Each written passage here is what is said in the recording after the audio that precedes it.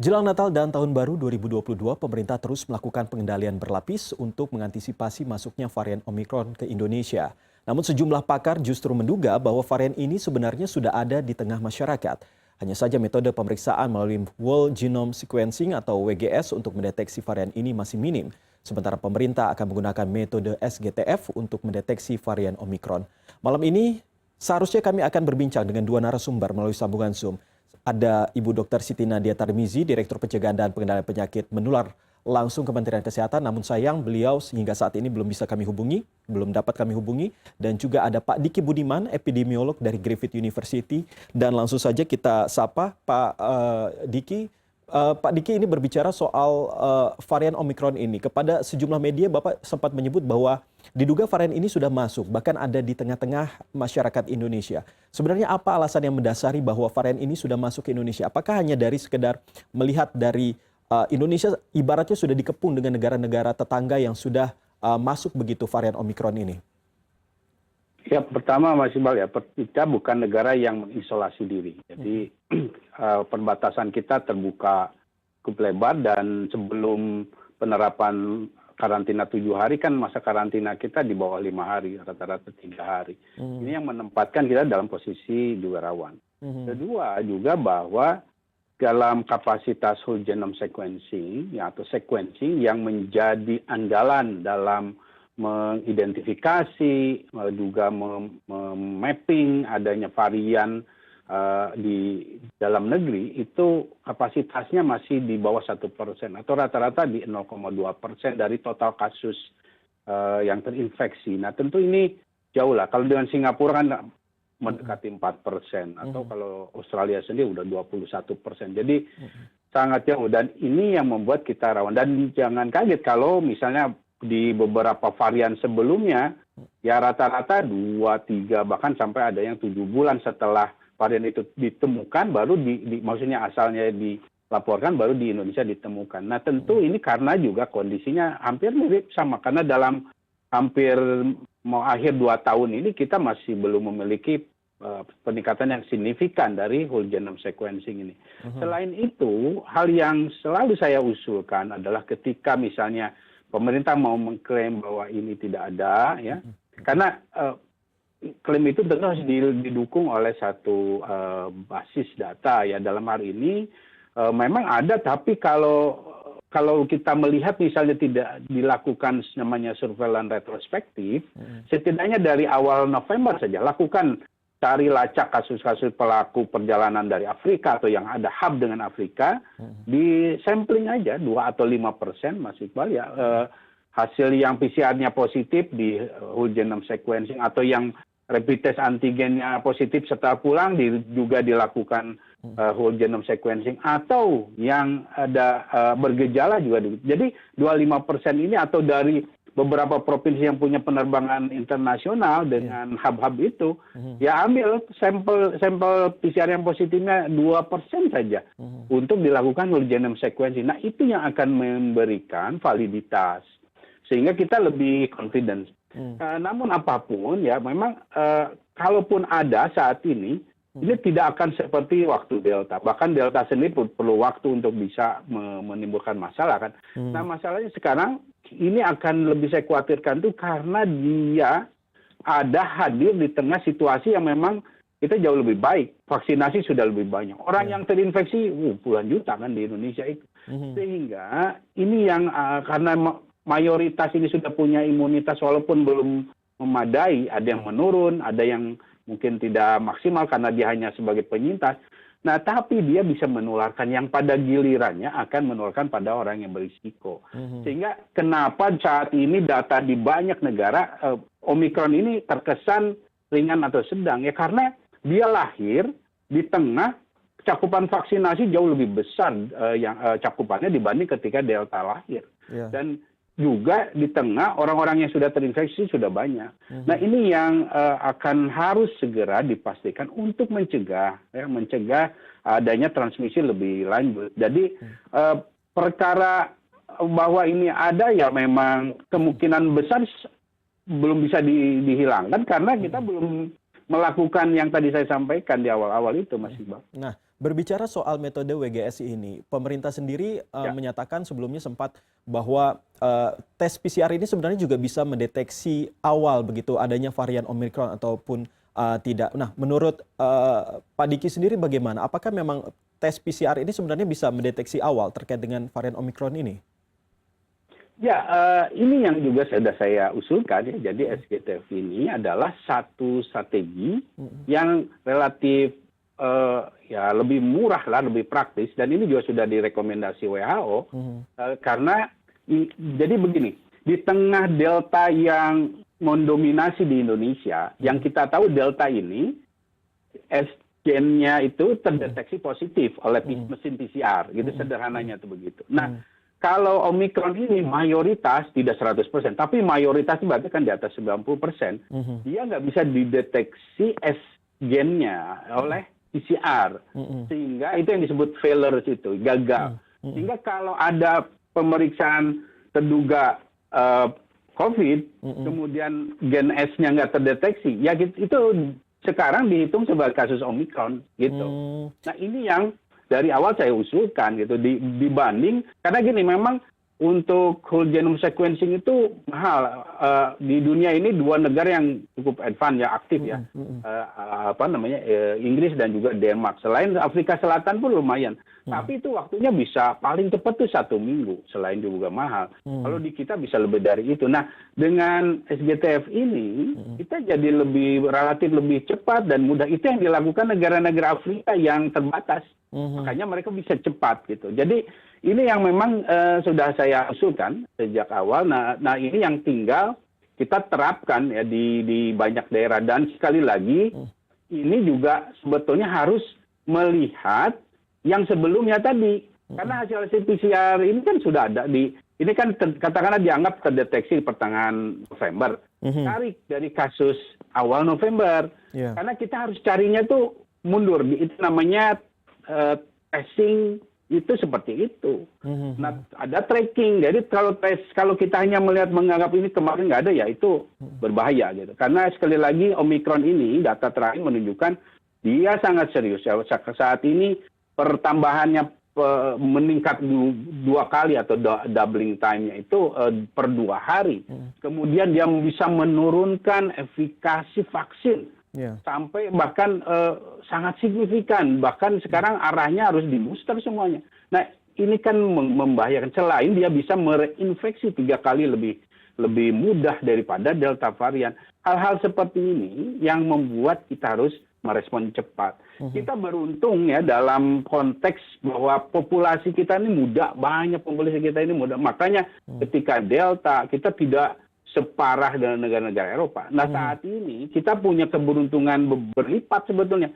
Populasi muda, vaksinasi sudah di 50-an%, kemudian juga penyintas kita itu banyak sekali. Sehingga ya walaupun itu disayangkan juga karena mereka ada potensi long COVID-nya, tapi setidaknya mereka punya barier. Tapi itu kan tidak lama gitu. Nah, ini yang harus kita benar-benar manfaatkan masa landai seperti ini kita harus temukan sehingga kita bisa putuskan dengan isolasi karantina ketika mereka probable yang tadi disebutkan Wamenkes itu ditemukan langsung isolasi karantina. Nah, berbicara soal WGS dan juga metode yang dilakukan ataupun direkomendasikan oleh pemerintah terkait dengan penggunaan metode SGTF, ini sebenarnya seperti apa, Pak? Kan sedangkan WHO sendiri kan sudah sempat menyebutkan bahwa proxy method ini direkomendasikan untuk bisa mengetahui varian Omicron. Apa yang menjadi pembedanya ini, Pak? Jadi kalau begini, sekali lagi ini cara mudah gitu, bahwa ketika kita bisa menemukan ada satu pemeriksaan dengan PCR di mana gen S-nya tidak terdeteksi, itu besar dugaan kasus Omicron gitu. Dan karena faktanya sekali lagi kita dunia ini saat ini atau bahkan di Indonesia termasuk mayoritas 90% lebih ya mendekati 100% itu kasus Delta kan yang bersirkulasi ya. Nah, itu yang akhirnya membuat kenapa disebut proxy method ya karena akhirnya ya ini berarti ke arah Omicron gitu. Jadi ini yang bisa memudahkan karena PCR testing di Indonesia kan sudah di hampir semua udah bisa ya meningkatkan kapasitas lab kita. Tapi kalau whole genome sequencing itu sangat terbatas. Mungkin di bawah 30, mungkin 20-an lah ya. Dan itu kan selain terbatas, skillnya juga lebih butuhkan lebih kompleks, kemudian juga harganya ya, harga dan waktunya. Ini yang artinya gini, kalau bicara dalam strategi public health, kecepatan menjadi kunci, Mas Iqbal. Kalau kita tambat, ya orang keburu kemana-mana gitu, keburu menularkan, keburu juga dia akhirnya khawatirnya menularkan pada kelompok yang rawan. Nah ini yang berbahaya. Walaupun harga tesnya itu mahal ya Pak ya? Betul. Oke. Nah ini untuk whole genome sequencing. Oke. Nah satu lagi ini terkait dengan prokes yang tentunya penting untuk dilakukan oleh masyarakat di tengah keputusan pemerintah untuk membatasi pergerakan masyarakat, apalagi jelang Natal dan juga Tahun Baru. Nah sempat ada keputusan walaupun tidak secara langsung mengatakan bahwa dilakukan pembatalan terkait PPKM level 3, tetapi ternyata ada melihat bagaimana kondisi daerahnya masing-masing terkait dengan pandemi COVID-19 ini. Nah, pandangan dari Pak Diki bagaimana? Apakah dengan adanya melihat dulu bagaimana perkembangan COVID-19 di masing-masing daerah ini menjadi suatu keputusan yang tepat dilakukan oleh pemerintah, atau justru sebaiknya memang harusnya disamaratakan begitu terkait dengan libur Natal dan juga Tahun Baru? Ya, dari sejak awal ketika pemerintah mewacanakan atau merencanakan akan menerapkan PPKM level 3 serentak, saya termasuk salah satu yang paling tidak setuju ya, tidak sepakat. Karena apa? Karena leveling PPKM ini sebagaimana juga diterapkan di banyak negara, di hampir semua negara, karena ini rekomendasi WHO, itu ada indikator epidemiologi yang harus jadi ukuran, jadi pijakan gitu. Sehingga kalau tiba-tiba kita menerapkan satu level yang sama di semua tanpa melihat indikator epidemiologi yang tadi disebut masih situasinya, ini akan bikin bingung dan jadi inkonsisten gitu. Termasuk bahayanya demotivasi. Kenapa demotivasi pada baik itu pada masyarakatnya maupun pada pemerintah daerah, karena kan mereka berupaya untuk mencapai level 1, 2 itu kan berupaya nih untuk supaya misalnya vaksinasi cakupannya meningkat, testing dan lain sebagainya. Nah, ketika di satu kondisi dimundurkan lagi, nah ini yang dikhawatirkan akan kontraproduktif selain jadi inkonsisten tadi. Nah, sekarang sebetulnya sudah benar kembali kepada rujukan dasar indikator epidemiologinya. Tapi yang tidak saya sepakati atau saya masih kritisi adalah klaimnya, penjelasannya yang mengatakan bahwa karena kita sudah lebih aman vaksinasi dan bukan seperti itu, karena itu rawan, apalagi dengan ancaman Omikron gitu. Jadi yang harus diperbaiki memang di strategi komunikasi risikonya ini, yang artinya khawatir malah membuat masyarakat menjadi merasa aman. Seperti itu. Tapi yang benar adalah ini sudah betul PPKM berlevel sesuai kondisi daerahnya, namun harus diingatkan bahwa selama Nataru tetap ada larangan berkerumun, merayakan dan lain sebagainya.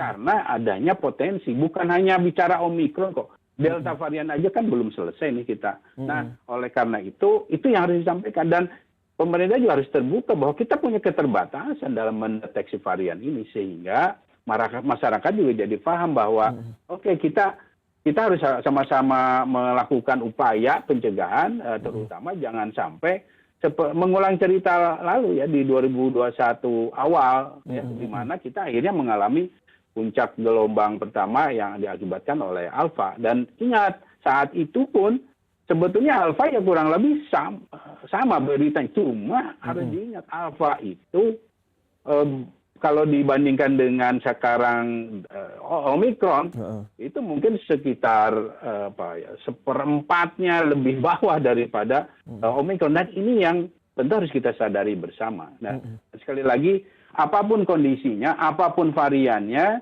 ya 3T5M vaksinasi ini harus terus kita lakukan sampai masa krisis pandemi ini berakhir. Oke, lagi-lagi bukan ketakutan yang disebarkan, tetapi justru kewaspadaan ya Pak ya. Nah, Ini berkaitan dengan saat ini kan pemerintah terus kejar-kejaran untuk bisa mencapai target vaksinasi untuk dosis pertama maupun kedua. Ya. Sedangkan di satu sisi bahwa tidak sedikit juga masyarakat yang menginginkan untuk mendapatkan vaksin booster. Nah, dari kacamata Pak Diki sendiri bagaimana? Apakah vaksin booster ini memang layak harus dilakukan per Januari nanti?